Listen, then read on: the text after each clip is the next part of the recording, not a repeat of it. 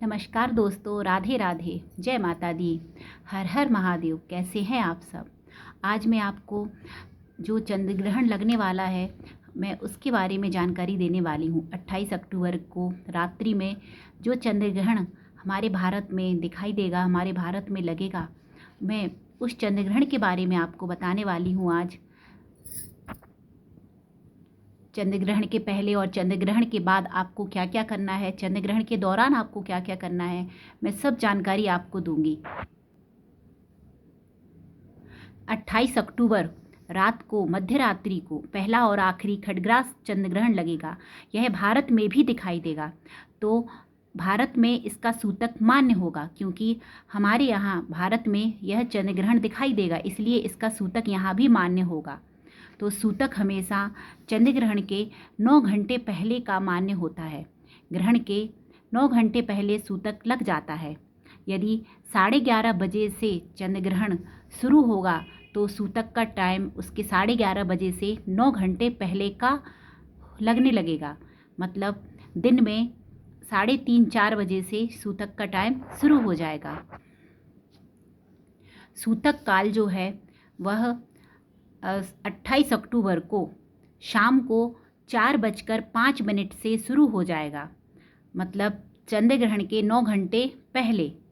तो 28 अक्टूबर को दिन में शाम के 4:05 से सूतक काल शुरू हो जाएगा। आपको उसी सूतक काल के पहले ही भगवान की पूजा वगैरह करके सभी चीज़ों से आपको फुर्सत हो जाना है। खाना पीना खाकर आपको भगवान को सुला भी देना है और उनके सामने थोड़ा सा भोग जल सब रखकर उनको सुला दीजिएगा, जिससे हमारे प्रभु भूखे ना रहें।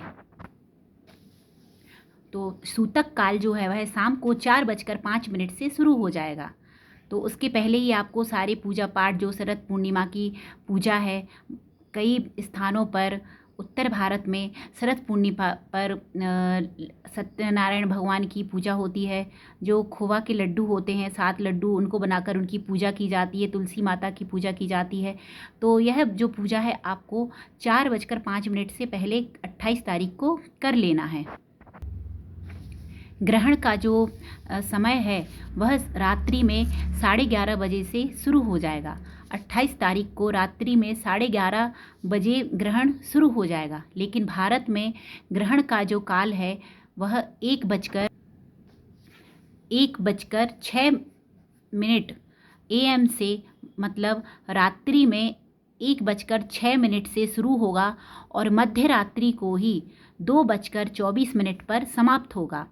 मतलब 28 अक्टूबर को रात्रि में 1:06 से उसी रात को 2:24 पर, या तो ये कह लीजिए कि 28 अक्टूबर की रात्रि को ही 2:24 पर समाप्त होगा, या फिर जब 29 तारीख लगने वाली होगी तो 29 तारीख की सुबह 2:24 पर ग्रहण समाप्त हो जाएगा। शुरू तो हो जाएगा ग्रहण 11:30 बजे से, लेकिन चंद्रमा को स्पर्श कब करेगा? 1:06 से शुरू होगा और मध्य रात्रि को 2:24 पर समाप्त होगा। मतलब भारत में ग्रहण का कुल समय 1 घंटा 16 मिनट है। 1 घंटा 16 मिनट। साल का यह दूसरा ग्रहण है। पहला ग्रहण अभी 15 दिन पहले अमावस्या को सूर्य ग्रहण लगा था। अब ये 15 दिन बाद फिर से चंद्र ग्रहण लगा है। तो यह एक बहुत बड़ी खगोलीय घटना है। इससे कई घटनाएं जुड़ी होंगी, कई राजनीतिक, आर्थिक, खगोलीय घटनाएं होकर रहेंगी। भारी नुकसान होगा।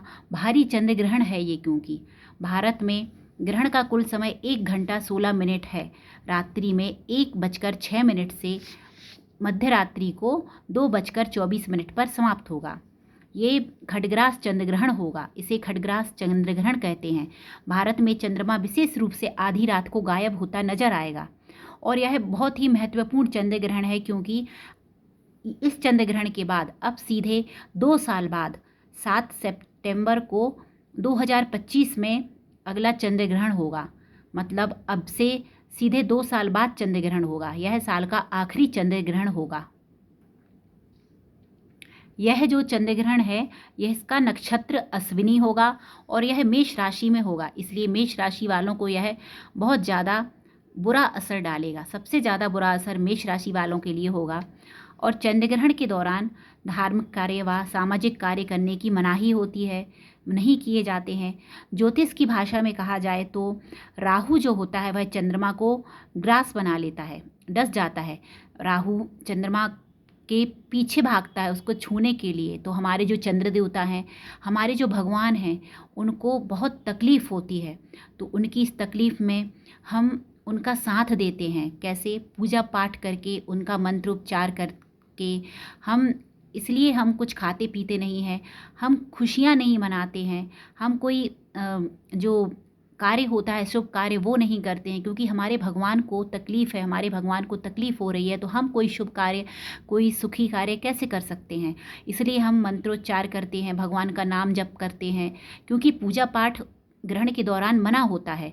घर का जो मंदिर है वह भी बंद कर दिया जाता है, भगवान को सुला दिया जाता है। सूतक काल लगने के पहले ही भगवान को सुला देना चाहिए।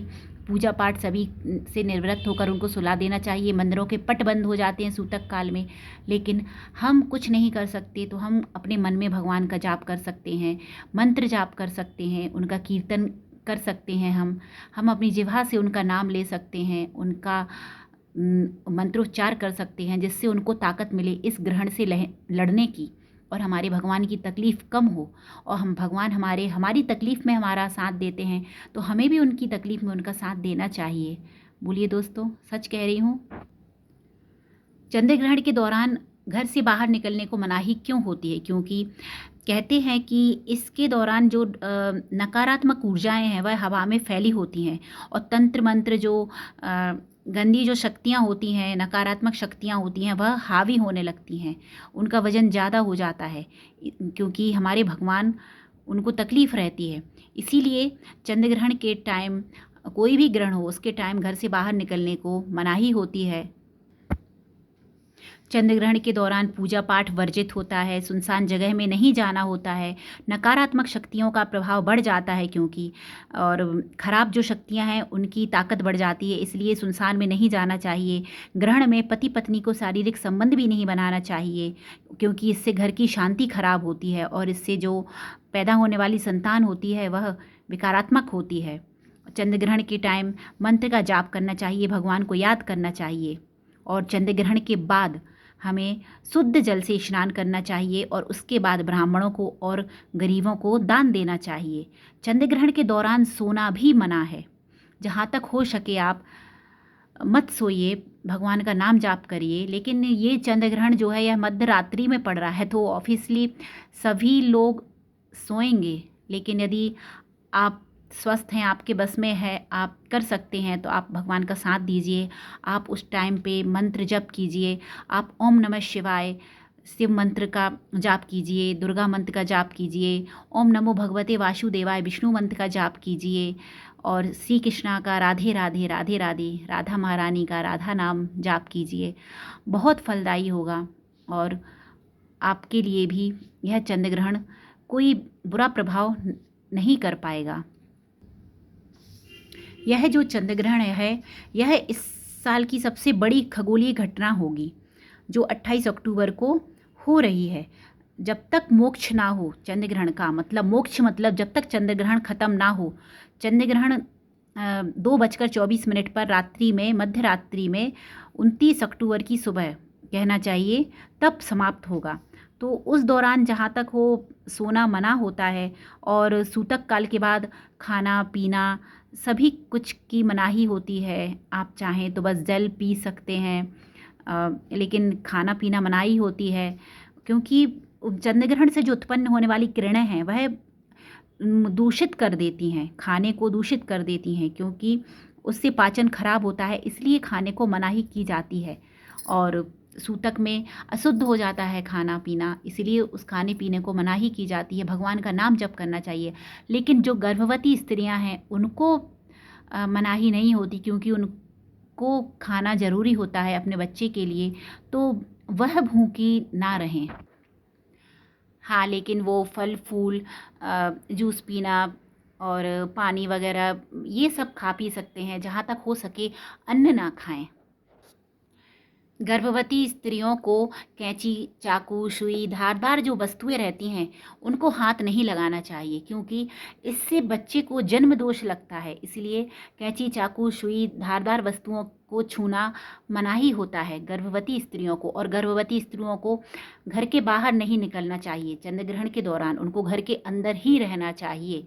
घर में ही यदि अंदर बाथरूम वगैरह है तो वह जा सकती हैं, लेकिन घर के बाहर है तो वहाँ ना जाएं, क्योंकि चंद्रमा की रोशनी उनके ऊपर नहीं पड़ना चाहिए। क्या यह बच्चे पर नकारात्मक प्रभाव डालती है, क्योंकि चंद्रमा की जो किरणें रहती हैं उस समय दूषित होती हैं और वह बच्चे के ऊपर बुरा असर डाल सकती हैं।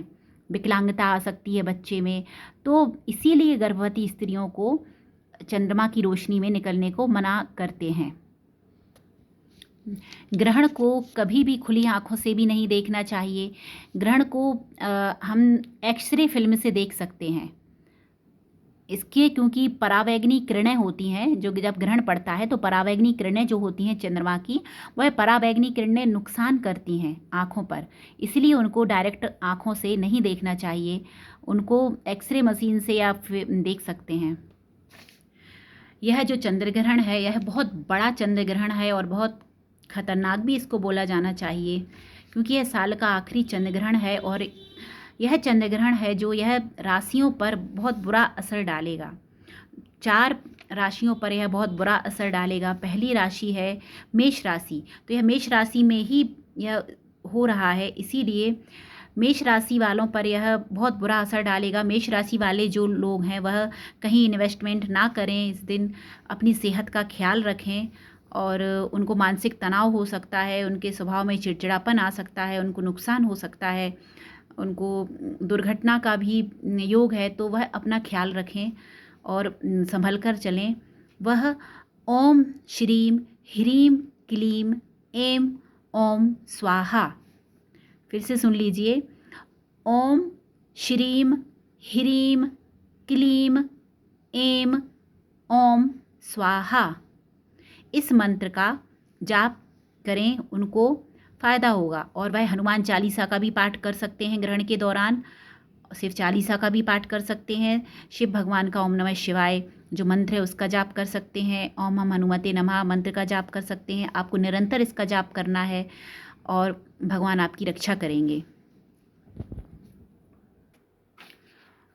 और आपको क्या करना है, आपको 1.25 किलो चावल लेकर आना है ग्रहण के पहले ही, और उसमें 5 या 7 बार आपको हाथ घुमाना है और उन चावलों को ग्रहण के बाद फिर से 5 या 7 बार हाथ घुमाकर उन चावलों के अंदर आपको जाकर दान कर देना है मंदिर में। यह आपका उपाय है, आप ज़रूर करें। दूसरी राशि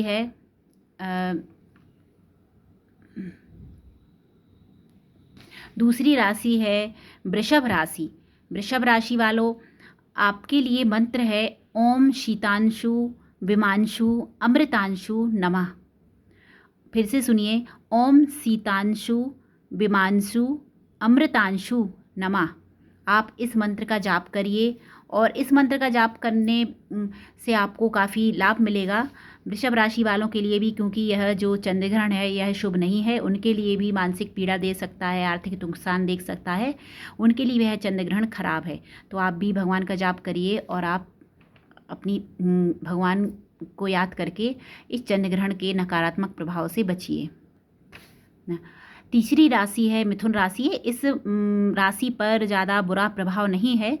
मिथुन राशि वाले अपने इष्ट का ध्यान रखिए, जो भी आपके इष्ट हैं उनका ध्यान करिए और चंद्र ग्रहण के दौरान भगवान का नाम जप करिए, अपने इष्ट का नाम जप करिए, फ़ायदा मिलेगा आपको।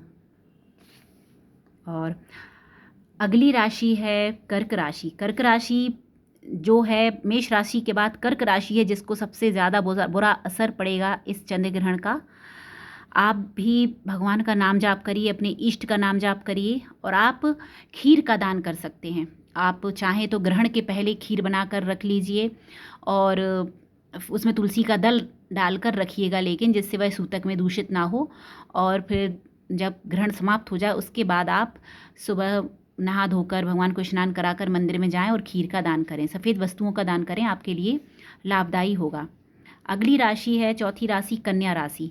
कन्या राशि के लिए भी यह ग्रहण ठीक नहीं है, धन का नुकसान होगा।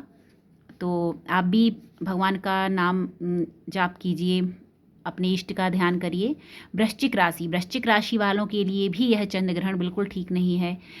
वृश्चिक राशि वालों के लिए सबसे ज़्यादा अपने शत्रुओं से सावधान रहना है, उनको अपने शत्रुओं से खतरा है। तो वृश्चिक राशि वाले आप भी अपने भगवान का नाम जाप करिए, इष्ट का ध्यान करिए और इस चंद्र ग्रहण के प्रभाव से बचिए। अगली राशि है मीन राशि। मीन राशि आप अपनी वाणी पर संयम रखिए, आप संयम से काम लीजिए, गलत भाषा का उपयोग नहीं करना, वरना आपका जो रिश्ता है वह टूट सकता है। और आप क्रोध ना करें, आपके लिए भी यह जो चंद्र ग्रहण है यह नकारात्मक प्रभाव देगा। तो ग्रहण के बाद आप सफ़ेद चीज़ों का दान कर सकते हैं। आप सभी लोग ग्रहण के बाद सफ़ेद चीज़ों का, दूध, दही, चावल, खीर, इन सभी चीज़ों का दान कर सकती हैं, यह लाभकारी होगा। तो मेष राशि वाले और मिथुन राशि वाले आप सभी अपना ख्याल रखिएगा और भगवान का नाम जाप करिएगा, क्योंकि आपके लिए यह ग्रहण बहुत नुकसानदायक हो सकता है। लेकिन भगवान पर भरोसा रखिए और भगवान का नाम जाप करिए, भगवान को याद रखिए, भगवान को याद करिए, भगवान की भक्ति करिए, क्योंकि भगवान से बढ़कर कोई ग्रहण कुछ नहीं हो सकता। तो हमारे ईश्वर, आपके इष्ट जो भी हैं, आप उनका ध्यान रखिए, उन पर विश्वास करिए और उनका नाम जाप करिए, निरंतर नाम जाप करिए। नाम जाप करने में बहुत बड़ी ताकत होती है, आप निरंतर उनका नाम जाप करिए। जैसे मैं राधा रानी की भक्त हूँ, मैं राधा राधा राधा राधा नाम जाप करती हूँ, राधे कृष्णा राधे कृष्णा। मुझे यकीन है मेरे राधे कृष्णा के रहते हुए मुझे कोई ग्रहण मेरा बाल भी बांका नहीं कर सकता। ऐसी आप भी भगवान पर, अपने इष्ट पर विश्वास रखिए और आप भगवान का नाम जाप निरंतर करिए।